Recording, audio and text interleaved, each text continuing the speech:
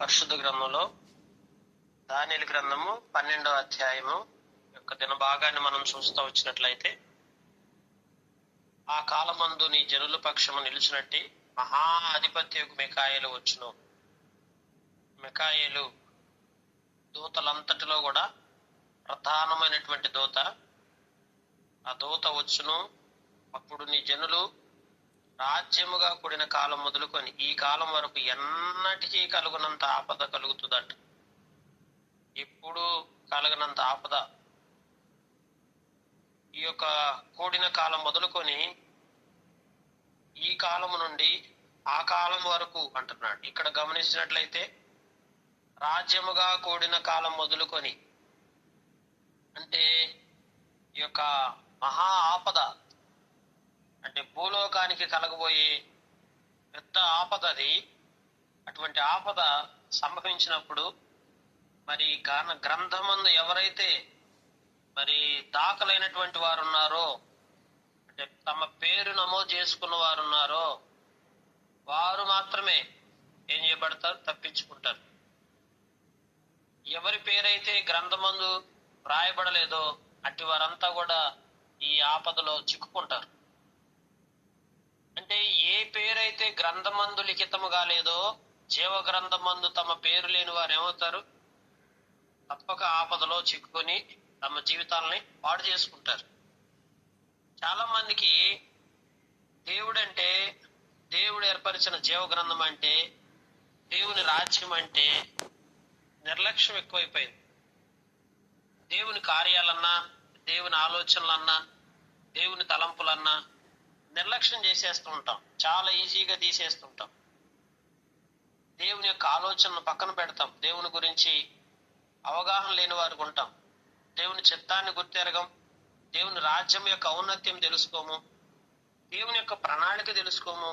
అలాగే దేవుడు మనల్ని ఎందుకు సృజించాడు, దేవుడు మనల్ని ఎందుకొరకై మరి మన కొరకై ఒక రాజ్యాన్ని ఏర్పరిచాడు, ఆ రాజ్యంలో మనం ఉండటానికి దేవుడు భూమి మీద ఎందుకు మనల్ని సిద్ధపరుస్తున్నాడు, ఇలాంటి విషయాలు చాలా మందికి అవగాహన లేక ఏం చేస్తుంటారంటే, గ్రంథమందు పేరు లేకపోతే ఏమవుతుందిలే అనుకుంటున్నారు. ఈరోజు గ్రంథంలో నీ పేరు లేకపోతే ఇంకా మన లైఫ్, మన జీవితం వ్యర్థమే. మన జీవితం ప్రప్రథమంగా పేరు నమోదు చేయించుకోవడం చాలా ముఖ్యం. ఈరోజు భూలోకం ఏదైనా మన పేరు నమోదు కాకపోతే చాలా బాధపడిపోతాం. పైగా ఈ నమోదు కాకుండా ఎక్కడి నుంచి ఏ పథకాలు ఏమి రావో, మన పేరు నమోదు కాకపోతే మనకేదన్నా ఇవ్వరేమో అని, మనకేదన్నా వచ్చే సదుపాయాలు మనకు రావేమో, మనకేమన్నా రావాల్సి రాకపోతే మనం ఎలా బతకాలి అని ఇన్ని రకాలుగా ఆలోచిస్తున్నాం. భూమి మీద ఏదన్నా చిన్నది, ఏదన్నా స్వల్పమైనది, ఏదన్నా గవర్నమెంట్ నుంచి రావాల్సింది నీకు రాకపోతే అయ్యో అయ్యో నాకు రాలేదు, అది రాలేదని బాధపడేటువంటి వారు ఉంటాం. పేరు నమోదు కావాలి, అన్ని సదుపాయాలు నీకు కలగాలి, గవర్నమెంట్ నుంచి ఏమందాలో అవన్నీ నీకు అందితే అప్పుడు సంతోషంగా ఉంటాం. అలా కాకుండా ఏదైనా ఒక్కటి అందకపోతే బాధపడతాం. అంటే ఎందుకు ఇక్కడ ఏమి ఎదుగుతున్నాం? భూలోక సంబంధమైన ప్రతి దాంట్లో ఏది ఏర్పాటు చేసిన దాంట్లో నీ పేరు ఉండాలనుకుంటున్నాం. అంటే ఆ పరసంబంధమైన దేవుని రాజ్యములో అందుకే అంటాడు, అయితే ఈ జనుల్లో నీ గ్రంథమందు దాఖలైన వారెవరో వారు తప్పించుకుంటారు. సమాధుల్లోంచి నిద్రించేటువంటి అనేకులు మేలుకుంటారు. అందరు మేలుకుంటారు. సమాధుల్లో అందరు మేలుకుంటారు. కానీ వారిలో ఎందుకు మేలుకుంటున్నారు అందరూ? కొందరు నిత్య జీవం అనుభవించడానికి మేలుకుంటే, కొందరు నిందపాలగుటకు, నిత్యముగా హేయులగుటకు మేలుకొనెదరు. కనుక ఇట్లాంటి వారు మీరు గమనించినట్లయితే నిత్య జీవము కొరకు మేలుకునే వారేమో చాలా సంతోషించవచ్చు. ఆ మేలుకొని నిద్రపోతున్నటువంటి ప్రభువునందు నిద్రించున్న నిత్య జీవాన్ని అనుభవించడానికి మేలుకుంటున్నారు. కానీ ఎవరైతే ఈ యొక్క పాపముతో, దుష్టత్వంతో పేరు నమోదు, దేని కొరకు? నిందల పాలవటానికి. ఏం లేదు, నిందల పాలైపోతారు. బైబిల్ గ్రంథంలో రాయబడుతూ వచ్చింది, అట్టి వారు తప్పకుండా మరి నిత్యముగా హేయులవటానికి, హేయమగుటకు మేలుకొనెదరు. కనుక నిందల పాలగుటకు, హేయులుగా చేయబడుటకు సమాధిలో నుంచి వారు లేపబడుతున్నారు. దేవుడు చూడండి, పాపము చేసి మానవుడు తన ఇష్టానుసారంగా ప్రవర్తించి జీవగ్రంథంలో పేరు నమోదు చేసుకోకుండా చనిపోతే రేపు సమాధిలోంచి లేచిన తర్వాత నిన్ను వదిలిపెట్టాడు కదా. ఏమనుకుంటున్నారంటే ఎలా బ్రతికినా ఏం కాదు, ఏం చేసినా ఏం కాదు, చనిపోతాం, చనిపోయిన తర్వాత సంగతి ఎవరు చూశారు? అసలు అప్పుడే ఉంది. ఆ చనిపోయి సమాధిలోంచి తిరిగి లేచి వచ్చిన తర్వాత మన జీవితం చాలా బాధాకరంగా ఉంటుంది. భయంకరమైన ఆపద అది. ఆపద తట్టుకోవటం ఎవరి వల్ల కాదండి. ఈరోజు చిన్న చిన్న ఆపదలు వస్తే చాలా భయపడిపోతున్నాం చాలా మంది. సాధారణమైన ఆపదలు వచ్చినప్పుడు మానవుడు అనుకుంటున్నాడు, అయ్యో అయ్యో నా పరిస్థితి ఏంటి, అయ్యో నా పరిస్థితి ఏంటి అనుకుంటున్నాడు. పెద్ద పెద్ద ఆపదలు వస్తే అసలు అది భయంకరమైన ఆపద. ఆ ఆపదలో ఎవరు చిక్కుకోకుండా ఉండటం మంచిది. అందుకే దేవుడు మనకు సమయం ఇచ్చినప్పుడే జీవ గ్రంథంలో మన పేరు నమోదు చేసుకుందాం. దేవుని బిడ్డలారా, బుద్ధిమంతులైతే ఆకాశ మండలం మందు జ్యోతుల్లాగా ప్రకాశిస్తారు. ఆ జ్యోతులు ఎలా పోలిని ప్రకాశిస్తున్నాయో అలాగా జ్యోతులను పోలిన వారమై ప్రకాశించాలంట. నీతి మార్గమును అనుసరించి నడుచుకున్నట్లు ఎవరు అనేకులను తిప్పుదురో వారు నక్షత్రముల వలె నిరంతరము ప్రకాశించెదరు. ఈ లోకములో అనేక మందిని దేవుని తట్టు ఎవరు తిప్పుతారు? వారు ఎట్లుంటారు? ఆకాశంలో నక్షత్రాలు చూశారు ఎలా ప్రకాశిస్తున్నాయో అలా ప్రకాశిస్తామంటాడు. ఎప్పుడన్నా ఒక్కరినన్నా దేవుని తట్టు తిప్పావా?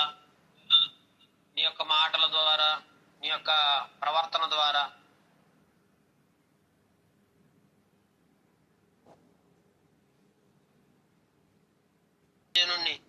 దేవునిలోకి నడిపించడం దేవుడిచ్చిన గొప్ప ధన్యత. ఎప్పుడు లోకాశలతో బ్రతికే వారికి ఇట్టి ఆశ ఎప్పుడు కలుగుతుంది? ఎప్పుడు లోకం కొరకు వెంపర్లాడి ఆశపడుతూ, అయ్యా నాకు ఏం తిందామా, ఏం తాగుదాం, ఏం ధరించుకుందామా అని ఇదే ఆలోచనలు బ్రతుకుతుంటే దేవుని మహిమ గల కార్యాలను ఎప్పుడు చూస్తావు? ఒక ఆత్మ రక్షించితే ఎంత సంతోషమో తెలుసా? ఒక వ్యక్తి జీవితాన్ని మార్పు తీసుకొచ్చి దేవుని సన్నిధిలో పాపపు జీవితాన్ని పరిశుద్ధతలోకి నడిపించగలిగితే అది దేవుడిచ్చిన గొప్ప ఆధిక్యత కదా. అలాంటి నక్షత్రం వల్ల ఎప్పుడు వెలుగొందుతావు? దేవుడు అంటున్నాడు, బుద్ధిమంతులైతే ఆకాశ మండలం అందు జ్యోతుల వలె ప్రకాశిస్తారట. కనుక బుద్ధిమంతుల యొక్క లక్షణం ఇది. బుద్ధిహీనుల యొక్క లక్షణం ఏంది? ఇసుక మీద ఇల్లు ఇప్పుడు కడదామా అని బుద్ధిహీనుడు యొక్క ప్రయత్నం అంతా ఇసుక మీదే. ఎందుకు మరలు గొల్పబడుతున్నావు? దేవుడు ఏమంటున్నాడు?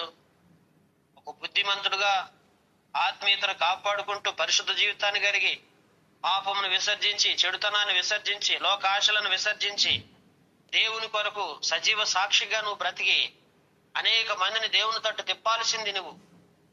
ఈ పాటికే నీ యొక్క పరిశుద్ధ జీవితాన్ని ప్రభావితం చూపాల్సింది. చుట్టుపక్కల గృహాల్లో, చుట్టుపక్కల కాలనీలో, నువ్వు ఉంటున్న స్థలాల్లో అనేక మంది ఇలా చేస్తే బాగుంటుందని దేవుడు హెచ్చరించి చెప్పాడు. ఇలాంటిది జీవితం. అసలు జీవితం అంటే ఇది. జీవితంలో లక్ష్యాలు ఇవి, శ్రేష్టత ఇది, ఉన్నతమైన స్థితిది, ఆ పరసంబంధమైన దృష్టిది, అలాంటి కోణం అది. ఆ కోణంలో నువ్వు ఉన్నావా? ఆ దృష్టితో నువ్వు ఉంటున్నావా? ఏ దృష్టితో నువ్వు ఉంటున్నావా అని దేవుడు చూడ్డా? మనలో ఏ దృష్టి ఉందండి? ఏ దృష్టి మనం కలిగి ఉన్నామో అది దేవుడు తెలియదా? మన అంతరంగంలో ఏ ఆశతో ఉంటున్నామో, ఏ బ్రతుకుతో ఉంటున్నామో, దేని కొరకు ఆశపడుతున్నామో దేవుడు గ్రహించడా? దేవుడికి ఏం కావాలి? నువ్వేం కోరుకుంటున్నావు? నీ ఆశ ఏంటి? నీకు ఏ ఆలోచన ఉంది, ఏ తలంపు ఉంది దేవుడు తెలియదా? చాలాసార్లు మనం అనుకుంటాం మన దృష్టి, మన ఆలోచన, మన తలంపులు దేవుడికి ఏం తెలుసు అనుకుంటాం. ఎందుకు తెలియదు? అన్ని దేవుడికి తెలుసు. ప్రతి ఆలోచన ఆయన చెరపట్టి చూస్తాడు. ప్రతి మనసులో ఏ ఇచ్చతో ఉన్నావో, ఏ కోరికతో ఉంటున్నావో దాన్ని ఆయన పరిశీలిస్తున్నాడు కదా. కనుక మన దృష్టి మార్చుకుందాం, మన ఆలోచన విధానాన్ని సరి చేసుకుందాం. దేవుని కొరకు సజీవ సాక్షిగా బ్రతుకుతానయ్యా అని దేవుడు చెప్పు. ఎందుకంటే పాపపు లోకంలో దుష్టత్వంతో బుద్ధిహీనంగా ప్రవర్తించిన గతించిన జీవితం చాలిగా వద్దిక ప్రభువా నీ కొరకు బ్రతుకుతాను. ఈ రోజు నుంచి కనిపించిన ప్రతి వ్యక్తికి సువార్త చెప్తానయ్యా. నశించిపోతున్న వ్యక్తుల పట్ల భారంతో బ్రతుకుతానయ్యా. ఒక్కరినైనా సువార్త ప్రకటించి దేవునింటికి నడిపిస్తానయ్యా. తీర్మానం చేసుకో. దేవుడు నిన్ను దీవించడం ప్రారంభిస్తాడు. ఎలా దీవిస్తాడంటే ఊహ కన్నన రీతిగా దేవుడు నిన్ను దీవించడం ప్రారంభిస్తాడు. నీ వ్యక్తిగత జీవితాన్ని ఒక వెలుగుమయంగా చేసేస్తాడు. జీవితం కలిగి ఉండటానికి ఆ ప్రభు మనల్ని ఎన్నుకుంది. ప్రభుని అడుగుదామా? హృదయపూర్వకంగా నాలో ఉన్న చీకటిని తొలగించి నన్ను వెలుగుమయం చేయమని దేవుడిని అడుగు. దేవుడు అంటున్నాడు, ఎవరైనా లోకములైన ఉన్న వాటిని ప్రేమించొద్దు. దేవుడు కరెక్ట్ గా చెప్పాడు ప్రేమించొద్దని. కానీ మనం రోజు పొద్దున్న లేస్తే లోకాన్నే ప్రేమిస్తుంటాం. లోకంలో ఉన్నదంతా నేత్రాశ, శరీరాశ, జీవపడమ్మం, మన కంటికి కనిపిస్తున్న ఆశ, మన శరీరపు ఆశతో చూసేటప్పుడు అన్ని ఆశలు కనపడతాయి. ధార్మికంగా కనపడుతుంది లోకం అంతా చూడటానికి, కానీ దానివల్ల ఏ ప్రయోజనం లేదండి. మొట్టమొదట మన నేత్రాశని, మన శరీరాశని, మనలో ఉన్న డాంబికత్వాన్ని మొత్తాన్ని తీసి సమూలంగా పక్కన పడేసి దేవుని కొరకు బ్రతకడం నేర్చుకోవాలి. అప్పుడే దేవుడు మనల్ని అన్ని విధాలుగా ఉన్నత స్థితిలోకి తీసుకొస్తాడు, మనల్ని హెచ్చిస్తాడు. ఎందుకంటే నీ పేరు జీవగ్రంథంలో ఉంటుంది. అంత మాత్రమే కాదు, ఎవరు అనేకులు తిప్పుతారో వాళ్ళని ఒక నక్షత్రం లాగా దేవుడు నిలబెట్టబోతున్నాడు ఆ రాజ్యంలో. ఎప్పుడు ఉంటావు ఆ స్టార్ లాగా వెలిగే, ఆ వెలిగేది నీలో ఆ వెలుగు కనిపి వద్దాం. ఎప్పటికప్పుడు దేవుని పాదాల చెంతకు వచ్చి దైవికంగా నన్ను ఆత్మీయంగా నిలబెట్టమని దేవుణ్ణి అడుగుదాం. అంత్య దినాల్లో ఉన్నాం, కడవరి దినాల్లో ఉన్నాం. అందుకే దానియేలుతో అంటున్నాడు, ఈ మాటలను మరుగు చేసి అంత్యకాలం వరకు ఈ గ్రంథమును ముద్రింపుము. చాలా మంది నలుదిశలా సంచరించినందున తెలివి అధికమగును అని నాతో మాట్లాడుచున్నా. ఈ రోజుల్లో మనుషులకి తెలివి చాలా అధికమైపోయింది. తెలివి ఎక్కువైపోయి మానవుడు పాడైపోతున్నాడు. లోకపు తెలివి పనికిరాదు. లోకపు తెలివి ఎక్కువగా ఉండటం కూడా మనకు నష్టాన్ని తెచ్చిపెడుతుంది. ఈ కడవరి దినాల్లో మనుషులకు తెలివి ఎక్కువైపోయి పరిశుద్ధ జీవితాన్ని కలిగి ఉండట్లేదు. పాపానికి చోటు ఇవ్వడానికి మూలం అదే, అధికమైన తెలివి ఉండటమే. ఎక్కువ తెలివి ఉన్నాడు పాపానికి వెళ్తాడు, పాపం చేస్తాడు, అందులో డౌటే లేదు. అందుకే ఆ తెలివితేటలన్నీ పక్కన పెడితే అమాయకంగా బ్రతకడం నేర్చుకుందాం. దీనత్వంతో బ్రతకడం నేర్చుకుందాం. తగ్గింపుతో బ్రతకడం నేర్చుకుందాం. చాలా సార్లు మన తెలివంతా మన బ్రతుకును పాడు చేయడానికి తప్ప మన జీవితంలో ఆత్మీయత నేర్పించేది కాదు, ఉపయోగపడేది అంతకంటే కాదు. కనుక ఉదయకాల సంబంధు దేవుని పాదముల చెంతకొచ్చి, అయ్యా నా జీవితంలో నా తెలివి నన్ను అడ్డుకుంటుందేమో, దాన్ని పక్కన పెడతానని దేవుడికి చెప్పాలి. దానియేలు నేను చూచుండగా మరిద్దరు మనుషులు వచ్చారు. ఏటి అవతల ఒడ్డున ఒకరు, యువతల ఒడ్డున ఒక నిలిచిరి. ఆ ఇద్దరిలో ఒకడు నారబట్టలు వేసుకున్నవాడే ఉన్నాడు. ఏటి నీళ్ల పైన ఆడుచుండు వాని చూసి ఈ ఆశ్చర్యం ఎప్పుడు సమాప్తముగునని అడగగా, నారబాటలు వేసుకున్నటువంటి ఏటిపైన ఆడుచున్న మనిషిని మాటనే నేను వింటిని. ఏమనగా, అతడు తన కుడి చేతిని ఎడమ చేతిని ఆకాశం వైపు ఎత్తి నిత్య జీవియగు దాని నామమును, కాలములు, అర్ధకాలము, పరిశుద్ధ జనము యొక్క బలమును కొట్టివేయుట ముగింపబడగా సకల సంగతులు సమాప్తములగును. ఏమవుతాయి? ఇక ఈ భూమి మీద సకల సంగతులన్నీ ఇప్పుడు నువ్వు మనసులో తలుసుకుంటున్నావే, ఆ సంగతులన్నీ ఇంకేముండవు. చాలా సార్లు అనుకుంటాం అన్ని సంగతులన్నీ మన మనసులోనే ఉంటాయి. ఈ సంగతులన్నీ ఉపయోగమా? అందుకే ఒట్టు పెట్టుకొని ఒక మాట చెప్తున్నాడు, ఒక కాలంలో అర్ధకాలం పరిశుద్ధ జనం యొక్క బలమును కొట్టివేయుట ముగింపబడగా. కనుక మన బలం కొట్టివేయబడుతుంది ఒకరోజు, మన సంగతులన్నీ ముగిసిపోతాయి ఒక రోజున. కనుక వీరు ఈ నారబట్టలు వేసుకుని ఏటిపైన ఆడుచున్న మనుషుడు మాటను నేను వింటిని. మాట్లాడుతున్నాడు ఏమని? కుడి చేతిని ఎడమ చేతిని ఆకాశం వైపు ఎత్తి నిత్య జీవియగువా అని నామమును ఒట్టు పెట్టుకొని ఎవరైనా కలిగి ఉండి ఆ నిత్య జీవి యొక్క తండ్రి యొక్క దేవుని తట్టు చేతులెత్తి ఏం పలుకుతున్నాడు? ఈ నేల మీద ఉన్నటువంటి వ్యక్తి ఏం చెప్తున్నాడు? ఒక కాలంలో అర్ధకాలం పరిశుద్ధుల యొక్క, అంటే ఒక కాలం అంటున్నాడు, కాలంలో యొక్క అర్ధకాలం అంట. అర్ధకాలం మానవుడు అన్ని తెలుసు కానీ అసలు కాలగతులు తెలియవు. ఏ కాలంలో ఏ టైంలో ఏం జరిగిద్దో తెలియదు. కనుక మన కాలగతులన్నీ ఆయన చేతిలో ఉన్నాయి కనుక ఆయనకి మనల్ని మనం అర్పించుకొని, అయ్యా నీకు మహిమకరంగా నేను ఉంటానయ్యా అని చెప్పి దేవుని కొరకు మనం జీవించాలి. అందుకని నేను వింటిని గాని గ్రహింపలేకపోతున్నా, ఏలినవాడా వీటి అంతమేమోనని నేను అడగగా వింటున్నాడు గాని గ్రహించట్లేదు. ఈరోజు మనుషులందరూ అలానే ఉన్నారు, వింటున్నారు గాని గ్రహింపు లేదు. మనందరి జీవితాల్లో వింటం కంటే గ్రహించడం చాలా ముఖ్యం. ఎవరు గ్రహిస్తారో వారి జీవితాలు బాగుంటాయి. కనుక గ్రహిద్దామా, దేవుని సన్నిధిలో ప్రతిదీ నేర్చుకుందామా, ఆత్మీయతలోకి వద్దామా దేవుని బిడ్డలారా. అందుకే ఈ అంత్యకాలం వరకు మరుగుగా ఉన్నట్లు ముద్రింపబడినవి కనుక దానియేలు నీవు ఊరకుండమని చెప్పాను.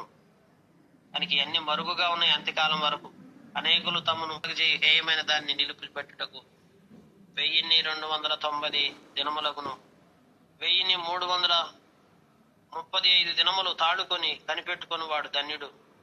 నీవు అంతం వరకు నిలకడగా ఉండిన విశ్రాంతి నొందిన కాలమంతయు నీ వంతులో నిలిచేదవు. కనుక మనం కనిపెట్టుకోవాల్సింది అక్కడ 1290 దినాలు, 1335 దినాలు తాడుకొని కనిపెట్టాలంటున్నాడు. మరి ఈ 1335 వాస్తవికంగా సంవత్సరానికి 365 రోజులు. 1330 ప్రాముఖ్యమైన విషయం మన జీవితంలో కూడా ఈ శ్రేష్టతను మనం అలవర్చుకొని ప్రభు కొరకు సాక్షిగా జీవించలాగా, అటు రీతిగా దేవుని రాకడ కొరకు మనం సిద్ధపాటు కలిగి ఉండి అనేకులను దేవుని తట్టు తిప్పే ఒక మంచి సాక్షిగా, సాక్షార్థమైన జీవితం కలిగి దేవుని రాజ్యం కొరకు మనం సిద్ధపాటు కలిగి జీవించలాగా దేవుడి మాటలు దీవించునుగాక. ప్రార్థన